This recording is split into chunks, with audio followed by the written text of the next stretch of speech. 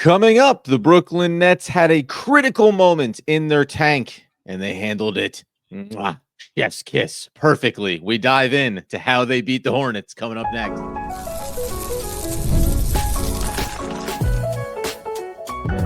You are Locked On Nets, your daily Brooklyn Nets podcast. Part of the Locked On Podcast Network, your team every day. Yes, my friends, it is the Locked On Nets podcast right here on the Locked On Podcast Network. It's your team, the Brooklyn Nets, every single day. He's Doug Norrie. I'm Adam Armbrecht. We thank you, as always, for making us your first listen of the day. We are 100% free on all those great platforms, and let you know that today's episode is brought to you by Gametime. Download the Gametime app, create an account, and use promo code LOCKEDONNBA for $20 off your first purchase. And Doug, come on now. Don't act like you didn't anticipate the Brooklyn Nets taking on the Hornets. Everybody's got guys off the team. I think it was 7 out of the Hornets' top 8 scorers were not on the court. 104-83. Brooklyn dominates in a game that could have been closing the gap even further on those tank outs. Yeah, I mean, the Nets brought a tanking team and the Hornets brought a total trash pile to the game. And that was kind of how things shook out. Like, the Nets came in as a team that was clearly wanting to tank and wanting to maybe not win. And the Nets or the Hornets, one up them or one down them, whichever way you want to, sort of look at the graph, and just brought a complete and utter dumpster fire of a basketball team to a game that was actually pretty important for them to lose. And sort of they held up their end of the bargain of when you're trying to go for guys like Cooper Flagg and Ace Bailey and Dylan Harper. The Hornets, I mean, this was horrible. I will say this. Everyone, I'm of two minds the whole year with this. Everyone who didn't want the tank, this is the kind of thing they were fearing, like last night's game. Like this, and the Nets freaking won, by the way. But what they're fearing is this kind of basketball, end of January, season a little more than half over, games that are totally meaningless, terrible execution on both ends. I mean, awful to watch. I get why they're doing it macro level. We agree with everything the Nets are doing here, but this is the fear. Like, this is the thing where the sports got it totally wrong, is games like this that are honestly unwatchable. The game's unwatchable. Like, I watched it. I mean, it's like one of my new personal lows, I feel like, but like this is the kind of thing that no one wants to sign up for. And I totally get it. The game was terrible. They had, I mean, I don't even want to get into the game, the weeds of this game. But I mean, the first handful of possessions is just dudes breaking shots. Hornets started 0 of 7 or 8 from the field. And it's like, even the blocks, like, we've talked so much about Nick Claxton and what's the state of his game. And is he really invested? He had multiple blocks in the first quarter. And you're like, yeah, but that doesn't matter. Like, it doesn't mean anything. Like, that's the other part about this game. Not only was it a slop fest, but also even some of the moments you go, yeah, but it's like, look, you're taking on the rec squad. Like, how could you possibly even take a silver lining out of a game like this, especially with everything that was on the line? And I think you said it right at the top, that it was, well, and I said not surprised, because Hornets did bring out. This wasn't just an NBA team with some guys off the bench. This was like, hey, we dug down deep and found guys that we do not anticipate ever mentioning the name of on a game broadcast going forward. But this shouldn't surprise anybody. Real quick. Yeah. I just want to I don't even want to gloss over this. Save your sentence here. It shouldn't surprise anyone. I want you to pick up right where you're at, but I want to say one thing here before you gloss over this. Their starting lineup, the Hornets starting lineup, was Nick Smith, total draft bust. Micic, who looks like he chugs beers and rips heaters at halftime. And nearly got his chest caved in. Taj Gibson, who's 100. Josh Okogie, who's cut Okogie, who's essentially cut by the Suns. They traded him, and Miles Bridges, who's whatever, got his own things. That's their starting lineup. Sorry, pick up right where you want. It was just like this is the starting lineup that they chucked out. Nets weren't much better, by the way, but like it's just anyway. Sorry, I interrupted you and I apologize. No, but it's also because I was listening. I was on my way home, so I listened to the start of this with Chris Carino on the radio. And as he describes it, which, by the way, Tim Capstraw totally bailed on Chris last night on the radio. He goes, "I'll be flying solo." Cap was on the broadcast. He was great. He was on the broadcast. Yes, so he didn't know. Good. He was still working. But it was Chris Carino goes, and I'll be all by myself tonight. It's not the way I God. prefer to do games. And then the game like this. But when he described, and as we prepare for the tip-off here, Nicholas Claxton will square off against Taj Gibson. I just thought, now hold on a second here. What exactly is going on? Regardless, it should come as no surprise that the Brooklyn Nets would absolutely dominate a game like this, right? Because we know all season long, this is a team that tries hard. This team that is coached well. This is a team that even in games when they've been losing, even in games where they've been getting blown out, it's not like you don't look at individual performances and say, okay, this guy was doing fundamentally the right things, right? Some of the shots are going down for player X. Tosan, we talk about Jalen Wilson, some of his struggles, but he's had some moments across the season. And then you just put in, if you drop in Ben Simmons returning. How about this for a conversation starter? You walk onto an NBA court and you see Ben Simmons in the current state of his game and you go, watch out. This guy's probably going to dominate tonight. He, by the way, which we'll get into in a second, had a streak to start this game where he was knocking down every shot that he was taking. So it shouldn't surprise anyone that the Nets won this game in this fashion, given the way that they've been coached and the way that they've played. The disappointing part, obviously, is that you came into it thinking, is this that type of critical game for the Nets from a tank standpoint? They're now 15-33. Now, they're still only a game back from the Charlotte Hornets, who are 12-32. So that's the other part of this that I'll just say before we maybe get into some of the individual performances in this game and the schedule ahead, is that even though you circle this game and the next game that they play the Hornets and you say, if you can just lose these games, boy, it'll mean everything. Even though that is true, you can also lose a bunch of other games and still find yourself in a good position. Now, Charlotte doesn't seem like they're going to be at any risk of winning more basketball games. It is what it is, man. When you talk about teams near the bottom of the top of the draft board, bottom of the record odds, this is what it is. It's a mess, and everyone's trying to lose games, and this is what's wrong with the NBA right now, right? You have way too many teams here at the bottom that are all in the best position to want to lose basketball games. And that stinks. Like, it stinks that this is what the Nets are doing, the Hornets are doing, the Trailblazers, everybody. Good Lord, imagine being a Wizards fan, right? So it's a real bummer from that standpoint, but it is what it is. On the other side, we'll talk about, I don't know, Ben Simmons, Nicholas Claxton. We'll get into this game a little bit and go over where the Nets have to look at the schedule to get back on that losing streak. By the way, snapped a 7-game losing streak in the process. So good for the Brooklyn Nets. We'll come back on the other side and break down this one in just one moment. All right, let you know this is a message from sponsor Intuit. TurboTax Taxes was waiting and wondering and worrying if you were going to get any money back, and then waiting, wondering, and worrying some more. Now Taxes is matching with a TurboTax expert who can do your taxes as soon as today. An expert who gives your taxes their undivided attention as they work on your return while you get real-time updates on the progress so you can focus on your day. An expert who will find you every deduction possible and file every form, every investment, everything with 100% accuracy. All so you can get the most money back, guaranteed. No waiting, no wondering, no worries. Now, this is Taxes. Get an expert now at TurboTax.com. Only available with TurboTax Live, full service, real-time updates, only an iOS mobile app. See guarantee details at TurboTax.com/guarantees. All right. So as we continue today's Locked On Nets episode, talking about the 104-83 victory for the Brooklyn Nets. It's a game that obviously mattered in the tank standings, but guess what?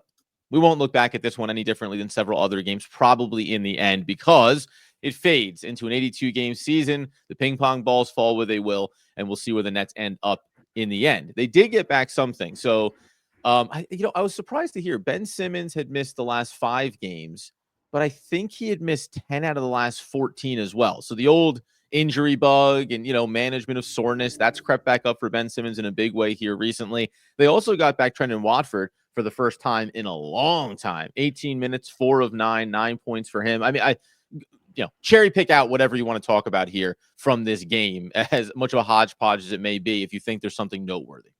Yeah, I mean, I think that on the one level, getting Simmons back is interesting. He looked fine. I mean, the Hornets essentially let him come down and get into his first 4 or 5 possessions. They basically let him. The Nets cleared out left side, weak side, and brought no shooter on the strong side. And the Hornets essentially let him dribble all the way, frankly, into the restricted area. It was like weird. They just didn't even begin to get a body close to him until he was all the way down the block, and he still kind of turned around and then passed out. Eventually, he did start taking some shots. He had a couple kind of turn around, little one hand sort of hook shot floaters that went in. They looked not great, but they went in. I think overall it was like good to see him back. I mean, coming out of the gate and playing 23 minutes, I thought was actually a pretty good sign, probably for how they view his health, which makes me feel that they were probably just keeping him out probably like 2 games more than he probably could have played, which is how everything's, I think, kind of rolled with these injuries. Is like maybe like 2 games ago he could have come back because to come out of the gate and just kind of play 23 minutes. I thought overall it kind of looked fine. It's very difficult to judge these games because the other side of the ball is, I mean, they completely stink. So, I mean, like, what are we really judging? Overall, though, looked mostly back in the flow. Between Tosan, I mean, they do have like sort of like capable guys coming off the bench, like not too dissimilar sort of in style, though Tosan's like considerably more aggressive when it comes to getting to the basket. So I thought there's like interesting-ish sort of contributions from those guys. Watford too looked relatively comfortable. It's funny about how all their style, like stylistically, I mean, Watford and Tosan are slightly more similar, I think, sort of just how they approach the game, which is like these big sort of like combo wing guys who can quasi run point, but not really, but can kind of get their body into the paint. We'll take a 3 every once in a while. I think those dudes are interesting. I think it's always just been kind of difficult to kind of see how they fit into the grander scheme of things. Yeah. But I think the Nets have interesting guys. I think, like, frankly, what they kind of brought to the court last night is something you can probably sink your teeth into a little bit. It's just like, it just gets lost in this morass of a game that's just so bad. But yeah, I think overall, all 3 of those guys looked good, especially the 2 guys coming back from injury. Tosan, by the way, plus 22, best plus minus on the team last night in his 30 minutes of action. Only a few players. Jalen Wilson played 35 minutes last night. Good bounce back game for him, just to knock down 3 of 5 from beyond the arc. We just spent time talking about like the state of his game. I gotta tell you, man, not a good look for Keon Johnson here. 31 minutes. I know 7 of 18. Like, again, this is the classic box score. If you go 31 minutes, scored 18 points, had 4 assists, 2 steals, a block, 5 rebounds, you go, hey, that's a nice night. But he was 7 of 18 from the field. He was 0 of 7 from deep, to go along with D'Angelo Russell's 0 of 7, by the way, too. Like, Keon Johnson, not to pour a little more cold water on his experience, this is the kind of game where you know, if you're going to lead the team in shots, you kind of need to crush it. Like, this needs to be one of those lopsided box scores where the conversation we're having is, man, if you just looked at this and saw 12 of 18 from the field for Keon Johnson, you think this guy is ready to really break out. But remember who he's playing against. Instead, it's just another muddling night for him. And I hate to trend negative on Keon Johnson, but it hasn't been great for him over the course of the season, in spite of the athleticism and the explosiveness. The shot just is not there for him consistently night over night. You want to take a guess at what his splits are, his shooting splits are for the season, Keon Johnson? We won't take forever on this. No, I won't. Okay, he's shooting 35, 30, and 75 from the line. Damn, dude, that's actually pretty close. Okay, come on now. That was really good close. Good thing you urged me on there, because I could have sat there for a while and pondered. I'm glad you didn't. That was pretty good. 37% from the field, real bad. 29% from 3, real bad, and then 77 from the line, which is about his career average. It's like bad, man. He can't shoot. It's like he can't. And I know sometimes you watch these games where he's funny too, because like the athleticism does kind of not pop off the screen, but you notice it, right? Like you notice that he's quick. He's got real hops, obviously. And those are kind of sometimes I wonder if those are the things that, it's not even wonder, but those are the things that you see it. So you think it kind of throws you off a little, right? It throws you off when you're watching. And then you kind of look at the box score or then read off the efficiency and you're thinking, whoa, that is bad. I mean, that's bad. It's bad. Like it's really bad, but but you don't really realize it because your eyes get kind of caught into the part where he can absolutely fly and he's really fast. And I'm sure that's what keeps him on the court too. But yeah, the efficiency stinks. I'll tell you what, it's so funny because when we watched Jalen Wilson last season, even this year, right? Wilson's he's not an explosive player, right? He's more, hey, I'm in the right spots. I do the little things correctly here. So you watch the more critical eye. How are the shots playing? Because that matters to how we see the game. But you're 100% right. When you watch a game with Keon Johnson, I'm always surprised when his percentages are all lower than what the eye test during the game tells me, because I see this guy on ball, explosive, can get past guys, can get towards the basket. Like everything that you watch looks really good. And then you go to the box score, then you go, oh, well, 37%, that's 29% from beyond the arc. This is disappointing. And this is way too big of a sample now, in spite of being a former first round pick. And, now this was coming into the year, we said, well, Keon Johnson's maybe never had this opportunity with this runway over the course of a full season. He's playing major minutes, and these are the results, right? On the year now, he is played in 46 games. He's started 26. He's averaging over 22 minutes a night. He's taken over 9 shots a night, and those numbers have been even bigger in some cases. And these are the results, right? He's never played. You have to go all the way back, 22 games, 12 started, and 21-22 for Portland, right? Other than that, and by the way, in that year, still ugly, only under 36% from the field, was almost 35% from deep. So you say, okay, maybe there's something there. But the bigger the sample size has gotten, it is not showcase that maybe there's more there. And it really just comes down to the shot. If you can't make the shots, you're not going to have a role going forward. And that's a bummer, because I did squint and want to see him as being like a bench guy maybe for the Nets going into next year. And he probably still will be around, but I have less optimism about the value that he's going to bring. Yeah, I just looked it up real fast. I wanted to see where he compared sort of like an NBA, sort of NBA writ large.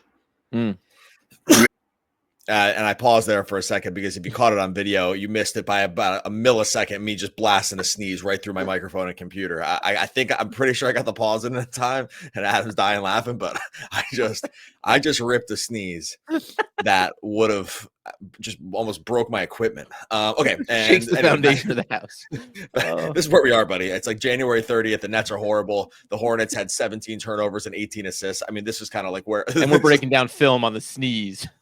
Well, no, but Keon Johnson, in terms of guys who have played, and I just sorted by how many minutes he's played, 22 minutes per, like more than 22 minutes per game this season. He has the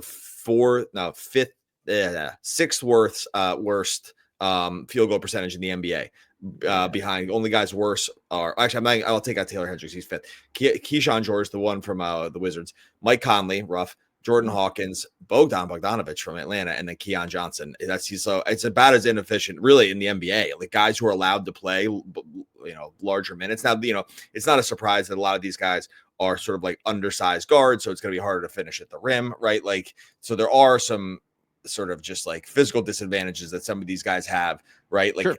When you're smaller, and it's harder to score at the rim, and that's just sort of a geometry thing. But overall, it's just been bad. Although I will say, speaking of guys who aren't small, they also are the worst. You know who the next worst guy in the league is? He's on the Nets. Worst field goal percentage. Was it Ben Simmons? Clowney. Oh no! Clowney's got 37 points in the game last night. Oh my god! Because that's considerably more damning. Because frankly, just because of the size, it's all those other guys I mentioned are, like I said, guards, smaller guards, and then you get Clowney, who's 6'9", 6'10", and he's a 37.5 from the field. And then you're like, ooh, what's going on there? Yeah. It does get a little bigger on this list. Jeremy Grant, Jill.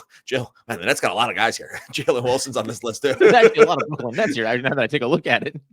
Anyway, so let's just talk about sort of struggling to score. Some of that's systemic, right? The team is not good. It's harder to score also when the team's not very good. But overall, there are efficiency concerns just beyond just labeling the team bad also, because some of these guys just have trouble when it comes to getting the ball in the basket. Yeah, we're going to take a look at there's some overarching stats, which now it's like you look at individual performances and you can see it very clearly with the Brooklyn Nets, but there have been some other things that were happening earlier in the season, percentages that you had to look a layer deeper to realize that this was going to get bad very quickly for the Brooklyn Nets along the way. Maybe we'll get into that on our Friday episode, but coming up here, we still have the schedule ahead for the Brooklyn Nets, where the loss is going to come from everywhere, but also other games and other performances inside of this game, including one D'Angelo Russell, who really put together what I like to call not something on the highlight reel. We'll go ahead and close out things here in just one moment.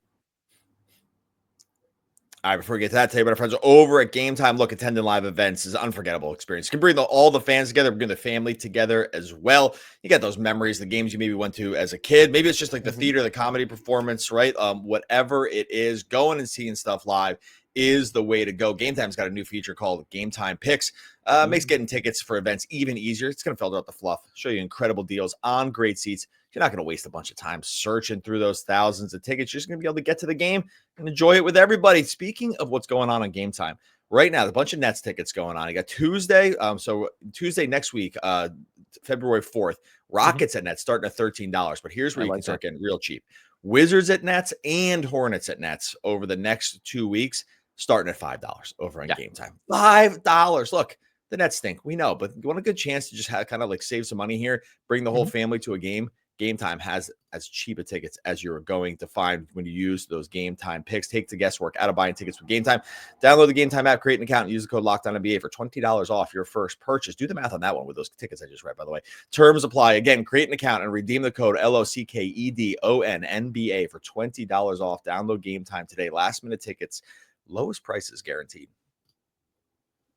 All right, so as we tie a pretty little bow on today's Locked On Nets episode, as I tried to tie my tie during that break and didn't go great. But the bottom line is the Brooklyn Nets lost 104-83. I did mention just very briefly here, so a couple of things. One, Nicholas Claxton plays 28 minutes, 4 of 6 from the field, 4 of 6 of the line. That at least is notable. That's one thing that doesn't matter about the opposition, shooting well at the line. But again, I'd probably still say that he should have dominated this game, even with the 6 blocks. It's just like this box score is so silly. It's a game that you don't get to get excited about Nicholas Claxton in 28 minutes because of who he's playing against. Russell Wilson had an ugly one. Russell Wilson, sure. He also is hoping to find a new team. Might not be on the Pittsburgh Steelers next season. We don't know. We'll have to wait and see on him. But D'Angelo Russell had a quiet game, and I will say, I think, and I do have, there is a note about him when it comes to the trade deadline, if it matters. But I do think that D'Angelo Russell is probably going to burn out on this season sooner than later because he gets jettisoned from the Lakers. They didn't want him. They don't care about him. We know that the buyout, we said before, is not going to come here. And I get that he wants to get his next big payday. But I think that games like these are going to be hard for D'Angelo Russell from with the organizational theme going on and what their agenda is.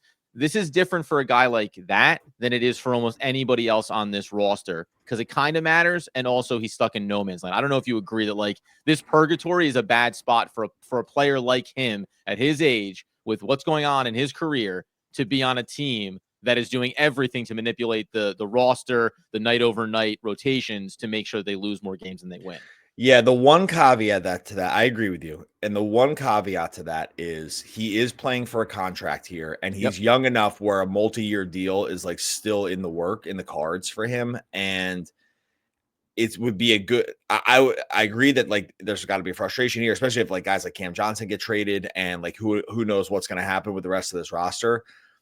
And it would be a bad business decision for him to like himself tank the rest of the season. Right. Yeah. Like it would business wise in like D'Angelo Russell LLC, it would be considerably a better thing for him to just suck it up and play really hard and play really well. Now, whatever happens, but it's not exactly, he's not getting another contract like he had before, but he's still young enough for like, multiple years, and he's still good enough to multiple years to play in the league. And I just think that, and he's a smart guy, and I think that like he understands this too, and he's said all the right things since coming here, and right, like he's had a seemingly good attitude. But it's not knocking. I get there would be frustration here, and it would be in his like overwhelming best interest to just really be like a leader and a veteran and have a good attitude and play as hard as he can, knowing that like his agent's got to go out in the offseason and find him a deal with one of these teams like that hopefully is better. And honestly too, he could be he really could be a candidate for some of these teams that are still bad that need to spend money too, like to kind of bring in a guy that can run pick and roll, has court vision, will pass the ball, stuff like that. Like that does have some value to even a bad team, I think. And so I think it's going to be fine. And I agree with you. Like if he's like sort of like last veteran standing here after it's all said and done, and they're going to lose, 28 of their last 30 games or something like that. It's going to be a rough scene, but I just think that the stakes are pretty high for him, like for the rest of his career. That's kind of where I stand. Yeah, probably. And that being said, the only other thing I want to bring up here, because I know when we batted this around, Doug, we've both been mostly on the side of he's not going anywhere. He's going to be on this team. I agree with that, I think, in the end. But it's just noteworthy that because when he was traded in the deal that sent DFS to the Lakers, D'Angelo Russell can only be sent out. He can't be aggregated with other players from his team when it comes to the amount of time that's passed since the trade. He can only be traded away to a team by himself and other non-player assets from his team, picks, cash considerations, etc. So, and by the way, if you're that expires on February 28th. So, just in case you're wondering the deadline, when that expires. So, if they're going to want to move him, it's just going to have to be just him for things, right? And that does restrict a little bit maybe how other teams are going to look at it and whether or not there's a possibility for him to get moved at the deadline. I know that they need ball handlers, and I'm going to keep coming back to it. I just think that if somebody wanted to take a shot on him for the remainder of his contract on this season, the Nets would be better off just moving from him now. I know that people barked back at us. We'll talk on Friday about Killian Hayes and what his last couple of games have looked like relative to his overall numbers down there. But there are some things in the background for Brooklyn to flesh out over the course of this season that could play into how they approach the deadline. And with that being now less than a week away, or exactly a week away, that's what we'll be talking about, right? The Nets don't play again until the Rockets, as you mentioned there. That's going to be on Saturday. They'll play the Rockets again on Thursday back home where they have their homestand. And then they run through it. There's only 3 more games. It's February. It's the 5th against the Wizards. Last 3 games, and then it's the trade deadline. So whatever's going to happen with Cam Johnson, I absolutely crushed the under with games played for him that we set at 8.5 a couple of weeks ago. That's it. So this is what we're down to now. Now it's about trade deadline watch, and if anything beyond Cam Johnson happens. And frankly, as we talked about yesterday, with the news about Fox and the Kings, it does make it a little bit trickier when it comes to Johnson and who's going to be the trade partners and what the Nets will ultimately do. What did you say? What did we? I forget. I remember that conversation, but I can't remember. Like we said 8. We said the over under, and you said the under. But how many was it actually that he played? It ended up being, I have to go back. I'll have to go back and get it. And I'll clarify this on Friday. We'll bring this up on our Friday episode because I had to get the exact date. So I went back, I found the episode we set it on, and I think it ended up being that he's only played in like 4 games or something since that. He's only played 5 games in January. So like, I mean, I can't, we didn't go back. This wasn't back to like December. We said that, right? Like it wasn't. No. So yeah, pretty much. So, clocked it at under 8.5 and absolutely crushed it on that one. Cause I do not see him stepping back on the court for Brooklyn here before the deadline, obviously. I mean, maybe like one more game, like a tune-up game, just to make sure like they can show he can play. I don't really know. Hey, look, we're gonna get out of here, but I will say, Nets fans, take solace. I did my 1 spin of the Tankathon this morning. Spike number 1. The Nets spike number 1. That's all you need to know. That's what we're going for. You get 1 spin of the Tankathon per day. As long as Brooklyn just shows up at the top, we all keep on keeping on. You look like you're going to have a little moment there. I was wondering whether it was going to come. I just fought it off. It's making me teary-eyed. It's not just because I was maybe going to sneeze there at the end of the episode, but also because I did my 1 spin and the Nets fell from 5 to 6 in the lottery. So that's the way it goes sometimes. Get us out the door here. We got to shut this thing down. This has been a beautiful episode, though. Oh, the best. I mean, look, we're not tanking. The Nets are tanking. We're not tanking. That's just make sure that you're following over on YouTube. Leave a comment too. We're always using those comments in shows. And then make sure you subscribe wherever you listen to the podcast. I worked my way up from nothing to a state of extreme poverty. And that is Groucho Marx. One of the all-time great poets. We're back again tomorrow talking more Brooklyn Nets basketball.